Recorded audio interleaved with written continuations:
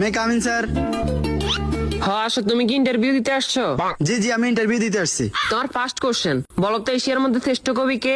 রবীন্দ্রনাথ ঠাকুর। বাহ, খুব সুন্দর খুব সুন্দর। তোমার সেকেন্ড কোশ্চেন, বাংলাদেশে একজন দেশপ্রেমিকের নাম বলো।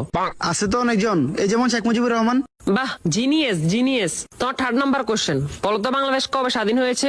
হওয়ার কথা তো ছিল 1948 সালে, কিন্তু 1971 সালে 16 ডিসেম্বরে স্বাধীন হয়েছে। খুব সুন্দর খুব সুন্দর। তোমার লাস্ট কোশ্চেন, বলো তো আকাশে কয়টি তারা আছে?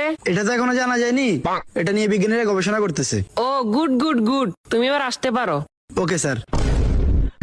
কি ও ভাই, ইন্টারভিউ দিয়ে আসছেন? হ্যাঁ ভাই, ইন্টারভিউ দিয়ে আসছি। কি কি কোশ্চেন আইলো? কোশ্চেন তো মনে নাই, কিন্তু উত্তর মনে আছে।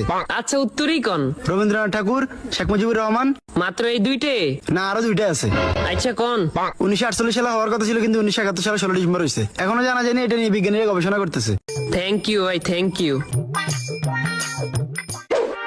মে আই কামিং স্যার? আসো। তোমার নাম কি? রবীন্দ্রনাথ ঠাকুর। তো তোমার বাপের নাম কি? Sheikh Mujibur Rahman.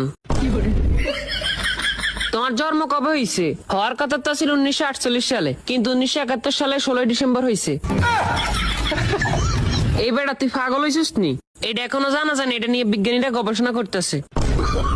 Oh, no, no, no, no.